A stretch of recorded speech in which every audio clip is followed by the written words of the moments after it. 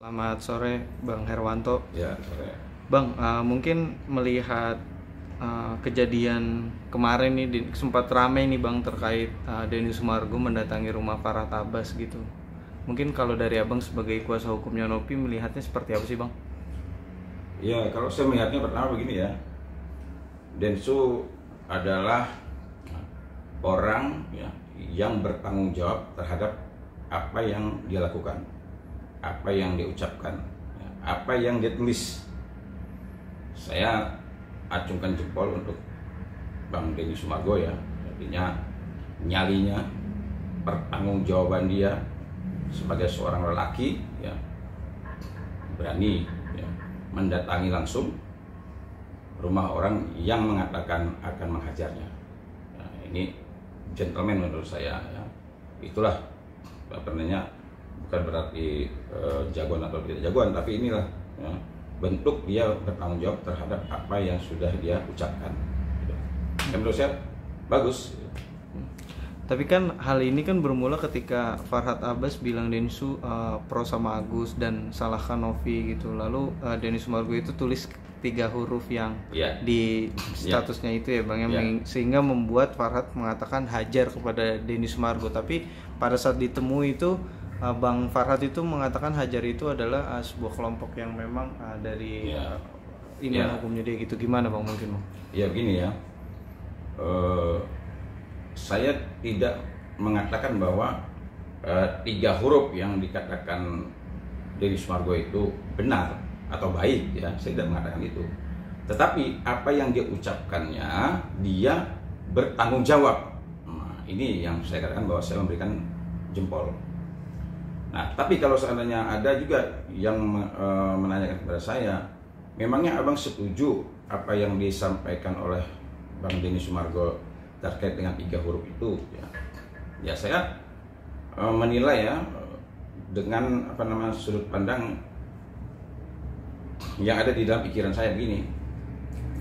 Kalaulah umpamanya Bang Denny Sumargo itu menuliskan 3 huruf itu ya, ditujukan kepada orang yang mungkin ya orang ini memang bisa menjaga harkat dan martabat profesinya, bisa menjaga kewibawaannya ya, dalam berkomentar juga ya, siapa orangnya, bagaimana komentarnya, bagaimana sikap dan tingkah lakunya ya. Mungkin kalau seandainya komentar seorang ulama, saya yakin Bang Denny Sumargo tidak mungkin mengeluarkan kalimat 3 huruf ya.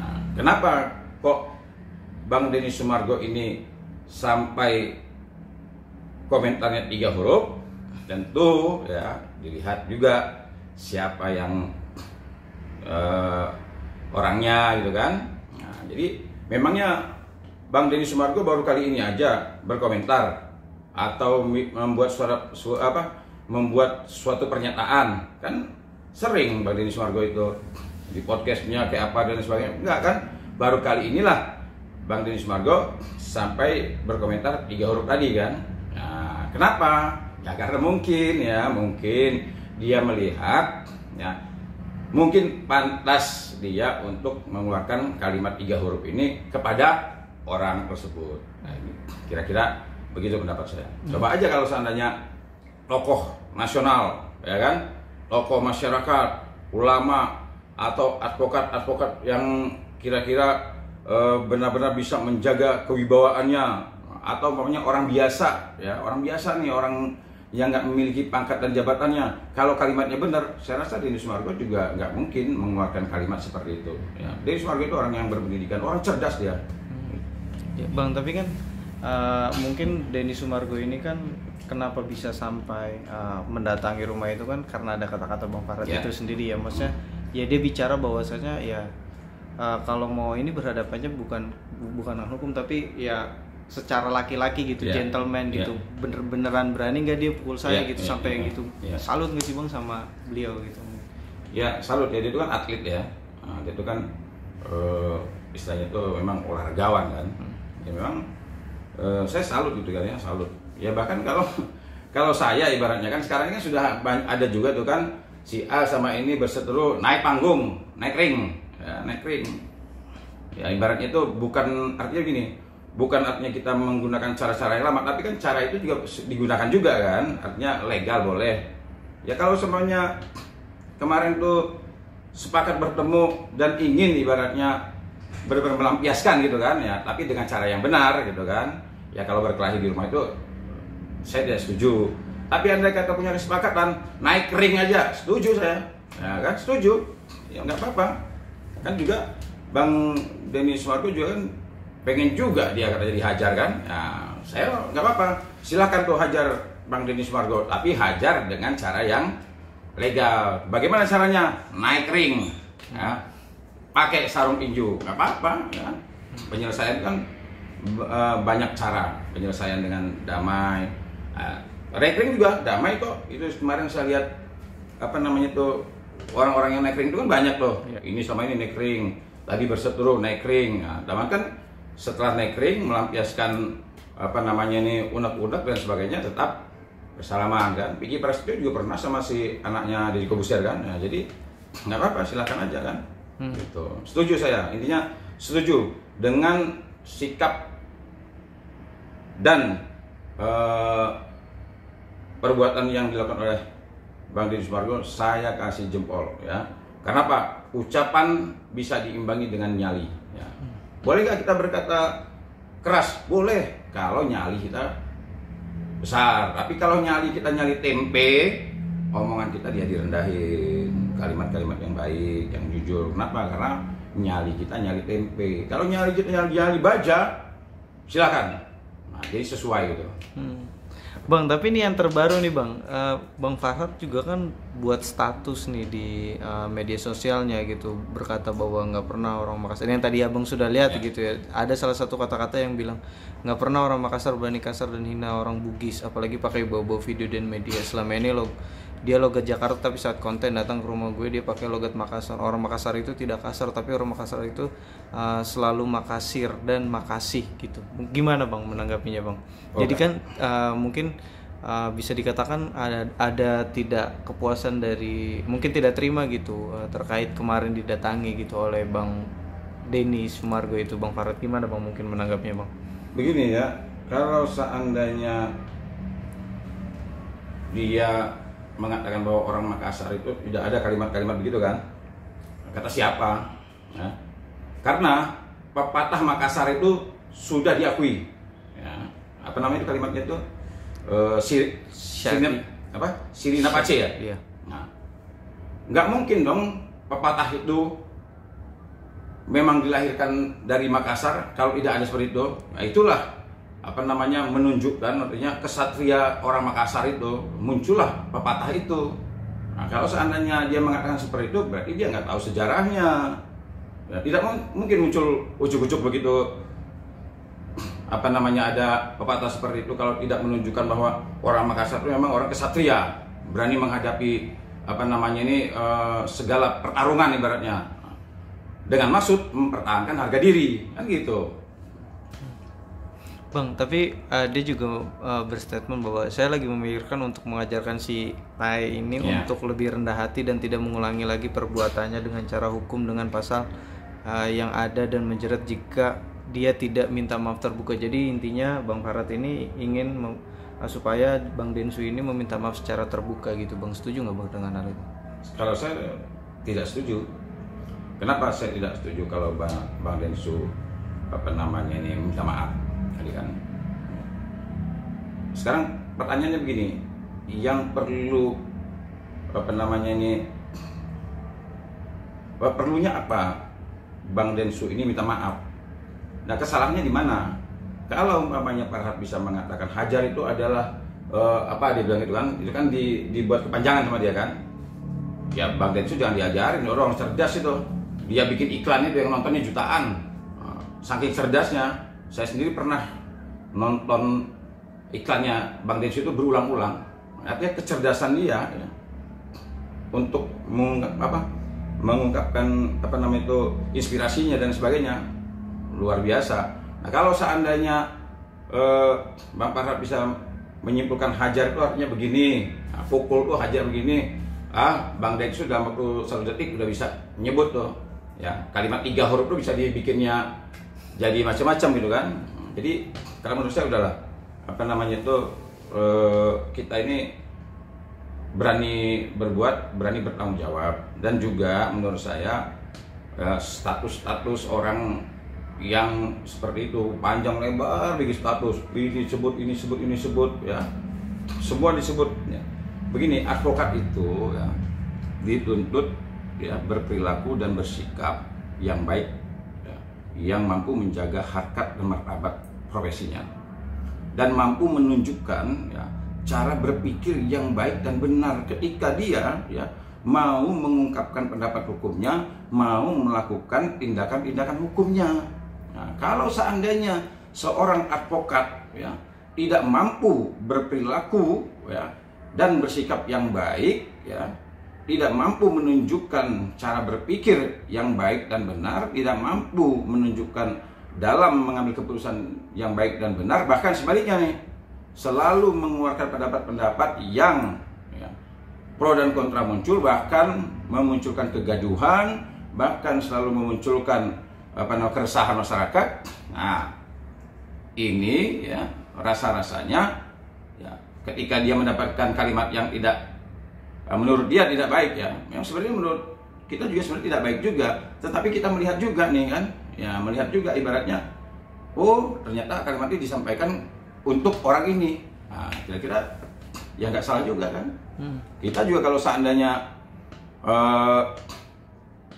ya memang kotoran tuh, tapi kotoran kalau kita kasih ke sungai dimakan sama ikan. Nah, jadi tergantung kita memberikan itu kepada siapa. Kalau kita kasih kotoran kepada kelinci, wow diserang orang kita. Kamu kasih kotoran kepada kucing, divideoin orang, kamu dapat serangan. Coba kamu kasih kotoran kepada ikan lele, wah kasih makan kamu. Nah, jadi kira-kira begitulah ya. Jadi kira-kira Bang Densu ini memberikan kepada apa namanya itu sesuatu yang menurut saya ya mungkin perkiraan dia ya pantasnya ya kalimatnya begini gitu. Kalau dari Bang Herwanto sendiri ada saran nggak sih Bang? Mungkin kan kemarin sebenarnya kan udah clear nih ceritanya Bang Densu sudah ke sana terus clear, tiba-tiba nih Bang Farhat buat status lagi. Mungkin ada saran nggak dari Bang Herwanto? Iya, saran saya begini ya, kan beliau ini kan sempat juga dulu karena tweet-tweetnya kan sempat juga ya berhadapan dengan hukum, bahkan sempat juga menjadi tersangka. Nah kemarin akibat juga kalimat dia juga kan, itu kan ada juga, mana berani dia cari-cari saya, kata dia kan. Nah akhirnya dicari, ketemu sama orangnya, ya kan itu kalau saya melihat kan begitu Bang Densu itu datang ke sana ya dengan sikap yang menurut saya cukup kesatria, gentleman. Ya, dia bahkan sempat digertak itu pada saat dia masuk, enggak mempan juga, sempat dia masuk juga. Kan kita lihat di situ kan mana yang full power, mana yang low bet. Nah, kan kelihatan. Nah, begitu bahkan terakhir diajak salaman pun Bang Densu nggak mau. Tidak perlu. Nah, kan artinya dia konsisten. Bahkan begitu dia keluar itu kan sempat dibilang Sirina Pace itu kan. Nah, saya tidak mau menggunakan ini. Tapi kalau saya ditantang, nah, Sirina Pace. Ya, itu artinya ibaratnya harga diri dia segala-galanya. Di kampung saya sendiri, ya, saya ini orang Palembang, ya, orang Sumatera. Ya, bukan hanya gara-gara uang 1.000 terus ngebunuh orang, bukan masalah hal 1.000-nya, tapi ada harga diri di situ. Nah, orang kalau sudah bicara harga diri, semua dipertaruhkan. Ya. Di tempat saya juga ada. Ya. Tempat saya lahir di Lampung, ya, asli saya Palembang. Di Lampung itu juga ada, namanya PIL. Nah, PIL itu harga diri. Kalau sudah menyangkut dengan PIL, maju, pulang, apa namanya tinggal nama, atau kamu menang. Nah, ini semua daerah itu punya, semua daerah itu punya pahlawan-pahlawan yang mereka itu memiliki jiwa kesatria dalam mempertahankan harga dirinya. Cuma saran saya, ya putar balik kembali ke jalan yang benar. Ya agar apa ya? Kan kita selalu tahu lah mulutmu harimaumu. Dan sebagai sesama rekan sejawat ya, sesama advokat, jaga kehormatan profesi, jaga harkat dan martabat profesi. Ya, tadinya profesi advokat ini sudah mulai dilulukan masyarakat. Kenapa? Karena ada peristiwa yang di Cirebon, para advokat berjuang dalam rangka menegakkan keadilan, tetapi sangat disayangkan ada juga advokat-advokat yang benar, ya, benar-benar tidak menjaga harkat dan martabat seorang advokat. Bahkan sering dipermalukan, sering dikomentari yang hal negatif. Udahlah, menurut saya udah gini, ambil wudhu, ya, sholat, minta petunjuk, kembali ke jalan yang benar. Bang, tapi kan ini mungkin kasusnya si Agus dan Novi ini kan kayaknya makin melebar kemana-mana gitu ya. Terus juga Bang Farhat kemarin mensomasi Bang Pablo Benoa gitu-gitu. Terus ada salah satu pengacara dari timnya Bang Jay juga keluar dari timnya gitu. Mungkin gimana Bang menanggapinya Bang? Ya memang kalau seorang advokat ya, dia tidak memegang teguh, ya, sumpah profesinya, tidak memegang teguh kode etik, ya, berpotensi perkara yang ditanganinya itu bukan selesai. Bahkan dari perkara satu muncullah perkara-perkara baru berikutnya. Contohnya ya seperti ini, ya, yang tadinya awal hanya donasi uang, hanya perdebatan antara apakah ini digunakan untuk pengobatan berada di tangan Agus atau pengobatan ini berada di yayasan. Ini aja kan masalahnya kan. Nah, yang berawal dari ada keterbukaan Agus terhadap mutasi rekening. Itu aja kan masalahnya kan. Nah, begitu di pertemuan sama di podcastnya Bang Densu kan clear loh. Salam udahlah. Begitu muncul, ya, advokat. Nah, inilah kita tidak tahu nih, ya, apa yang disampaikan, apa yang dibicarakan dan sebagainya. Tiba-tiba Agus ya seperti seolah-olah tidak butuh uang, harga diri kata dia kan. Apa uang? Ya butuh lagi uang. Nah, harga diri. Berlanjut ke laporan polisi. Berlanjut lagi semuanya, tambah lagi ada pengacara ini yang ngomong narkoboy, ya, yang ini segala macam. Nah inilah saya bilang kan, advokat ya, kita ini semua harus mampu menjaga harkat dan martabat dan fokus terhadap perkara yang sedang ditangani. Apa perkara yang sedang ditangani? Uang donasi, siapa kira-kira yang yang berhak menguasai, bagaimana tata cara agar Agus itu bisa sembuh. Itu aja, fokus aja di situ. Karena apa? Klien kita butuh pengobatan dan untuk penyembuhan, tidak perlu melebar-melebar. Sekarang kan benar, tambah ini tambah perkara, tambah ini tambah perkara. Nah sekarang kalau Pablo Benoa dia mengomentari, ya sepanjang dia orang hukum atau dia bisa mempertanggungjawabkan pernyataan hukumnya, silakan. Ya, yang penting jangan sampai timbul keonaran, kegaduhan, atau dia bersikap netral, ya silakan aja. Bukan hanya Pablo, siapapun advokat-advokat atau orang-orang yang memiliki keilmuan sesuai dengan permasalahan ini silakan, sepanjang tidak menimbulkan kegaduhan.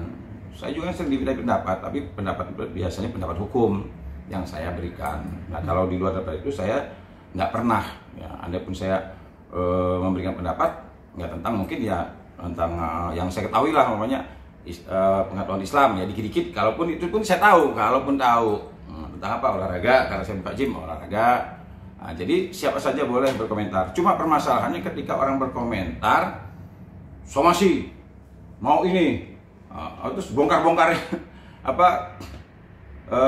masa lalunya, diungkap ini, ungkap itu, ini adalah kesalahan. Ini yang maksud saya begitu. Ya maksud saya jangan seperti anak kecil, ya, jangan seperti anak kecil ketika tidak setuju dengan ini, dengan pernyataan orang ini langsung dihajar, dicari masalah-masalahnya semuanya. Yang ini dibuka.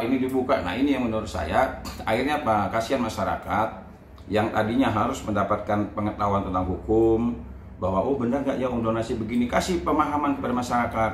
Ya, kalau saya pribadi jujur, ya saya pastikan setiap komentar saya yang saya upload ke media sosial, saya pastikan orang yang mendengar pernyataan saya pastikan ketika dia selesai mendengar, dia mendapatkan pengetahuan tentang hukum, bukan justru menimbulkan kebencian, ya, apalagi menimbulkan kegaduhan, saya pastikan seperti itu. Kalau seandainya kita ya orang-orang ya yang paham tentang hukum, yang paham tentang ilmu sosial, politik, semua ilmu ya, kalau semuanya kita ini benar-benar menginginkan memberikan pendidikan, ya, pengetahuan tentang ilmu yang baik dan benar, saya rasa nggak mungkin gaduh. Kan gaduh ini kalau muncul ada kepentingan masing-masing sendiri, ya, ada yang pansos, ada yang ini dan sebagainya. Ya. Terus juga ada yang mengatakan saya sudah terkenal, tidak perlu pansos. Kata siapa orang sudah terkenal tidak perlu pansos? Ya. Untuk menjadi orang terkenal itu gampang, tinggal aja buat hal-hal yang aneh terkenal. Tapi ya mempertahankan eksistensi di dunia entertain ini sulit. Nah, sehingga banyak kok orang yang sudah terkenal dia tetap melakukan hal-hal yang bisa membuat ya artinya dia tetap eksis. Ya, contohnya banyak lah, saya tidak perlu sebut namanya. Jadi jangan mengatakan bahwa saya sudah terkenal, tidak perlu pansos. Kata siapa bos? Jadi banyak lah. Jadi kalau ada yang berkomentar tidak sesuai dengan apa namanya ini faktanya, ada yang pelin-pelan, itu kan apa kalau bukan pansos? Oke, Bang, ini kan terbarunya pengobatan Agus ini tidak bisa dilakukan oleh menggunakan BPJS ya Bang, dikarenakan oleh peraturan Perpres nomor 5 tahun 2024. Sesuatu yang terjadi pada Agus itu disebabkan karena penganiayaan, jadi tidak ditanggung oleh BPJS. Ya, gitu gimana Bang mungkin? Sejak awal kan ketika Nopi ini yayasan ya, Nopi ini dihubungi oleh pihak Agus, itu kan keluhannya memang awalnya itu kan memang karena apa? Karena penanganan BPJS ini kan berbeda dengan pelayanan umum. Nah, inilah yang dikeluhkan awal. Nah, sehingga Nopi selaku ketua yayasan mencarilah bagaimana agar supaya Agus ini bisa mendapatkan pengobatan umum ya, kalau perlu yang VIP. Nah, agar apa? Memang perlu ekstra nih, karena dia luar biasa ini apa namanya penderitaannya kan, matanya ini. Itulah awal-awal mulai Nopi menghubungi kan, dia bahkan beberapa dihubungi kan, sepertinya kayak Asanti juga dihubungin, ini dihubungin, semua dihubungin kan. Nah, dapatlah Bang Denny Sumargo. Nah, barulah mereka berada di podcastnya Denny Sumargo. Itu kan tujuannya begitu. Nah, cuman sangat disayangkan ya ketika masyarakat ya para donatur ternyata simpatinya luar biasa terkait dengan apa yang dialami oleh Agus. Dalam waktu singkat terkumpullah uang 1 miliar lebih. Nah, seharusnya Agus di sini luar biasa bersyukur, ya, artinya luar biasa nih para donatur ya, dan juga bantuan Nopi dan juga Bang Densu, ya, artinya banyak orang yang apa namanya itu turut serta membantu agar donasi Agus ini bisa berjalan dengan baik dan mendapatkan respon yang sangat luar biasa oleh masyarakat. Sayangnya nih, ketika Nopi mempertanyakan sudah berapa uang yang masuk, dijawab oleh pihak Agus 500 katanya kan. Dan ternyata begitu dicek perbedaan 1 hari, ternyata uang itu 1,5 miliar katanya. Artinya dalam 1 hari perbedaan 1 miliar kan, inilah yang membuat prasangka buruk Nopi terhadap Agus ada kebohongan. Nah, untuk membuktikan itu apa namanya, apakah lalu lintas keuangan ini baik-baik saja, dimintalah mutasi rekening. Itu saya lihat dari percakapan di podcastnya Densu, itu ketika Nopi telepon keluarga Agus pihaknya untuk minta mutasi rekening, kan Agus sendiri menjawab. Agus tarik nangis-nangis kata dia kan, katanya depresi ya. Agus sedang depresi dan sebagainya. Ya kalau saya menduga ya mungkin dia khawatir. Kenapa? Ketika Nopi selaku ketua yayasan meminta mutasi rekening, otomatis pasti ketahuan lalu lintas keuangan. Nah, disitulah baru ketahuan kan, ada 98 juta keluar ke sini, ada 50 juta ke sini, ada 200 sekian juta ke sini. Nah, itu kan ternyata penggunaan uang tersebut bukan untuk penyembuhan atau pengobatan. Saya juga sering ditanya, Kemarin saya tanya tuh, Bang Hermanto, memangnya uang itu tidak boleh digunakan selain daripada untuk pengobatan? Saya jawab, boleh. Sepanjang biaya-biaya yang timbul itu bertujuan untuk penyembuhan, menunjang penyembuhan. Contohnya, Agus dari rumah ke rumah sakit naik Grab nggak? Naik Grab. Keluar biaya nggak? Keluar. Makan keluar biaya nggak? Keluar. Itu kan bukan pengobatan. Bahkan Nopi sempat bilang daripada naik Grab mendingan di mobil yang saya katakan aja lah, gitu kan? Itu, ya. Nah, itu adalah biaya yang timbul untuk menunjang penyembuhan. Nah, tidak ada hubungan dengan pengobatan, tapi boleh sepanjang bisa dibuktikan untuk menunjang dan bertujuan penyembuhan, boleh digunakan. Nah, terus untuk kepentingan lain boleh nggak? Tidak boleh. Inilah perbedaan donasi sama sedekah. Kalau donasi itu ada catatannya, ada tujuannya. Sedekah itu kita berikan kepada kotak amal infak, itu boleh digunakan untuk apa saja, untuk anak yatim, untuk masjid, macam-macam boleh digunakan. Dan si donatur tidak ada catatan namanya. Nah, itu orang yang memberi di masjid itu nggak ada catatan itu. Tapi kalau donasi ada catatannya, ada kepentingannya gitu. Jadi harus bisa dipisahkan ya. Kalau uang itu digunakan untuk selain daripada untuk pengobatan dalam rangka penyembuhan, tidak boleh. Nah, jadi makanya ketika uang itu sudah berada di tangan yayasan, ini menurut saya sudah tepat. Yayasan menguasai uang bukan untuk memiliki, ya, tapi menguasai dalam rangka, ya, mengawasi penggunaan uang tersebut. Kenapa? Karena ada kewajiban yang melekat terhadap uang tersebut. Nah, apa kewajiban yang melekat? Ya, kewajiban penggunaannya. Nah, penggunaannya. Kalau tidak ada kewajiban yang melekat, uang itu dikuasai yayasan, ya, dalam hal ini Nopi sebagai ketua yayasannya, Nopi bisa dipenjara. Kenapa Nopi tidak bisa dipenjara? Makanya sebenarnya menantang kan, Erdila pada saat itu. Yang pertama dalam hukum pidana itu, orang yang bisa dipidana itu kalau melawan hak. Tapi pertanyaannya, apakah penguasaan uang terhadap yayasan, dalam hal ini ketuanya Nopi, punya nggak hak yayasan menguasai itu? Jawabannya punya. Yayasan. Ya. Kalau saya nggak punya hak, nggak mungkin yayasan berani. Kenapa Agus minta tolong ke Nopi? Pertanyaannya awalnya, karena dia tahu Nopi ketua yayasan, bukan ketua ormas, bukan apa ini. Artinya ada hubungannya dong, nyambung gitu. Tapi sebenarnya itu uang yang saat ini sudah ditarik sama yayasan itu sebenarnya bisa digunakan lagi kan, Bang? Bisa. Iya kan, maksudnya buat pengobatan Agus. Bisa. Bisa. Uang yang sekarang dikuasai Nopi itu, ya. Kalau ada bertanya, bisa nggak digunakan sama Agus? Bisa. Ya. Dan tidak perlu ditanya apakah bisa digunakan atau tidak. Nopi sudah mengatakan dari awal. Saya bertanya langsung ke Nopi kok. Saya bilang, Teh masih kesel nggak sama Agus? Apa jawaban dari Nopi? Saya nggak kesel Bang sama Agus. Bahkan saya tetap akan melakukan pengobatan agar Agus sembuh. Ya, jadi dia bilang begitu. Artinya Nopi tidak perlu ditanya, tidak perlu diminta. Sepanjang memang diperlukan untuk pengobatan dalam rangka penyembuhan, pasti dikasih. Tapi ya, saya garis bawah ini.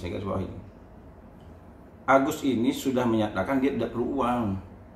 Dia sekarang perlu mempertahankan harga dirinya. Menurut saya sudahlah, tidak perlu bahas masalah uang lagi, sudah clear. Bahkan saya sudah menyampaikan ke Nopi kok, ya. Saya bilang, ya, Nopi, ya, di aturan yayasan itu, yayasan boleh mengelola uang untuk melakukan kegiatan-kegiatan terkait dengan sosial dan kemanusiaan. Jadi kalau ada uang di rekening yayasan, sepanjang uang itu digunakan untuk kepentingan kegiatan sosial dan kegiatan kemanusiaan, silakan. Nanti Nopi pertanggungjawaban ke dinas, silakan. Jangan ragu, jangan takut. Ya. Apalagi sekarang sudah muncul petisi memperkuat bahwa yayasan yang dipimpin oleh Nopi berhak mengelola uang tersebut digunakan untuk apa saja, yang penting terkait dengan kegiatan sosial dan kemanusiaan. Atau mungkin ya kan banyak orang juga yang butuh bantuan kan. Ya, menurut saya jangan ragu, Nopi, silakan lakukan sesuai dengan kewenangan dan fungsinya. Bang, ini kan terbaru pengacara Agus juga minta agar Novi mau merendahkan egonya demi duduk bareng dengan Agus, karena pengobatan Agus kan juga tidak bisa pakai BPJS gitu, makanya donasinya minta segera diselesaikan dengan duduk bersama gitu. Setuju nggak Bang dengan hal itu? Kata siapa itu? Kata pengacaranya Agus, Bang Krisnamurti. Ya sebenarnya Krisnamurti tanya sama rekannya dong, sama Farhat, atau tanya sama Agus, jangan tanya sama Novi, karena yang melakukan tindakan hukum itu siapa? Yang masuk ke arena hukum itu siapa? Ya kan? Ya kalau saya sebagai istilahnya penasihat hukumnya Novi gitu kan, bumi tak menolak hujan. Ya artinya kami ini menerima semuanya. Mau hujannya gerimis, kami terima. Mau hujannya deras, kami terima. Ya. Mau banjir pun kami hadapi. Jadi bumi tak akan menolak hujan. Jadi kita terima apapun. Nah, cuma ya jangan sampaikan kalimat seperti itu. Harus berkaca dong. Kalau mau duduk bersama, kenapa ke Polda Metro Jaya, Bos? Nah, kalau duduk bersama jangan ke Polda Metro Jaya. Duduk di sini, duduk bersama kan ngobrol. Kalau ke Polda Metro Jaya mau ngapain? Nah, gitu. Nopi sudah dilaporkan di Polda Metro Jaya aja, Nopi masih mau melakukan pengobatan untuk penyembuhan, ya. Nopi ini ya, saya tegaskan, ya, sulit menemui orang seperti Nopi. Kenapa? Dia mantan seorang pramugari, orangnya cantik, ngomongnya lembut, kegiatannya kegiatan kemanusiaan.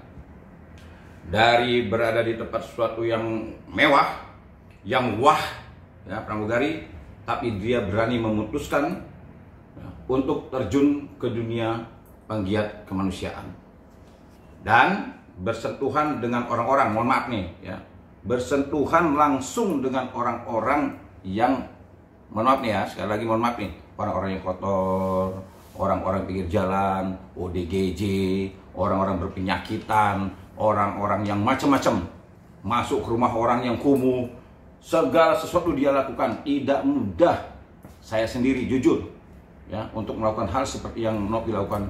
Mungkin saya belum mampu ya, ke sini ke sana, masuk rumah orang yang mungkin yang menurut kita ibaratnya nggak layak gitu kan. Tapi Nopi berani lakukan hal seperti itu setelah dia memutuskan profesi yang menurut saya ya, yang luar biasa mewah lah, seorang pramugari ya, di pesawat terus ya, ke terbang sana terbang sini dan sebagainya. Tapi dia putuskan kalau Nopi tidak memiliki jiwa ya sosial yang tinggi, tidak memiliki jiwa kemanusiaan yang tinggi, tidak mungkin hal ini bisa dilakukan sama Nopi sampai sejauh ini. Nah, jadi tolong bagi orang-orang ya yang bisa menilai Nopi itu begana begini, lihat aja faktanya, tidak perlu bercerita. Nah, jadi kalau mau lihat Nopi, lihat aja sejarahnya bagaimana, dituduh pengguna narkoba, dituduh ini segala macam, santai aja dia, ngomongnya lembut, ya, bahasanya enak. Ya, orang kalau sudah terjun ke dunia penggiat sosial, penggiat kemanusiaan, udahlah, ya. Ini orang ibaratnya jiwanya benar-benar jiwa sosialnya tinggi. Bang, mungkin pesan dong Bang buat Farhat Abbas dan tim juga, dan untuk Agus juga mungkin ada pesan nggak dari Abang sebagai kuasa hukumnya Novi? Ya, saya berulang kali mengatakan begini ya, kalau nanti pada akhirnya nanti ya Agus ternyata ujungnya tidak mendapatkan pengobatan ya, tidak sembuh ya, walaupun saya dengar kawan sudah bisa melihat dikit ya, terutama kemarin saya lihat dia ngeliat uang tuh, udah bisa melihat ya, syukur alhamdulillah ya. Tetapi ya, andai kata pada akhir nanti Agus ini tidak mendapatkan pelayanan kesehatan yang baik atau pengobatan yang baik, sementara ada uang yang sudah nongkrong nih, sudah ada uang yang parkir 1,3 miliar yang dapat digunakan untuk kepentingan kesehatannya, ya. Saya dengan sangat terpaksa mengatakan ya, saya rasa yang bisa kita salahkan adalah orang-orang sekelilingnya. Walaupun juga ada kesalahan Agus ya, Agus kan sudah dewasa. Artinya walaupun ada bisikan ini, bisikan itu, bisikan ini, bisikan itu, Agus harusnya tahu apa yang harus dia lakukan sekarang terkait dengan permasalahan yang dihadapi. Agus harusnya belajar ya, bahwa Agus dan keluarga sudah gagal membangun kepercayaan yang didasari dengan kejujuran. Andai kata Agus dan keluarganya kemarin mampu membangun kepercayaan yang didasari dengan kejujuran, mampu menghilangkan prasangka buruk masyarakat terhadap Agus, ya, mampu menghilangkan prasangka buruk ketua yayasan terhadap Agus, saya yakin hal ini tidak mungkin terjadi. Ya, jadi saya hanya menyarankan Agus, ya mungkin saat ini atau yang akan datang, ketika diberikan amanah ya terkait dengan uang atau benda, ya saya berdoa ya, dan berharap Agus memilikilah sifat yang pertama sidik, jujur, ya. Yang kedua amanah, ya, artinya dapat dipercaya. Ya. Ini kalau seandainya kejujuran sudah tidak ada, maka amanah akan hilang. Tapi kalau sudah sidik ini ada, jujurnya ada, maka amanah dipercayanya pasti dapat. Jadi harapan saya ya, kalau Agus kemarin mungkin ada kekeliruan atau ada kesalahan, ya sekarang sebenarnya masih ada nih. Kalau saya melihat masih ada kesempatan, tidak terlalu mempertahankan ego. Tapi kalau seandainya saya melihat dari Agus roadshow sana roadshow sini, dengan sebanyak mungkin dia mengeluarkan kalimat yang tidak menunjukkan dia benar-benar orang yang butuh bantuan, orang yang benar-benar butuh pengobatan, ya Agus semakin lama semakin banyak orang yang akan membuli. Saya juga kasihan, nggak pantas sebenarnya Agus dibully. Cuma permasalahannya kalimat-kalimat yang keluar dari Agus inilah yang tadi saya bilang kan, akhirnya muncul orang bully kan. Omongannya memang benar, saya akui netizen kita omongan-omongan itu kasar memang, ya saya akui. Tapi harusnya orang yang menerima bulian ini harus introspeksi diri juga. Sama seperti tadi kan, apakah Densu itu mengeluarkan kalimat nggak baik? Memang iya, cuma kan kita tahu juga kenapa kok sampai orang ini, itu sama seperti Agus. Kenapa orang bully Agus? Agus ini orang yang menderita, orang yang kena musibah, tapi kalimat-kalimat itu luar biasa. Bahkan ada yang bilang beli air keras lagi. Itu kan nggak wajar. Tapi kita introspeksi diri, kenapa netizen sampai seperti itu?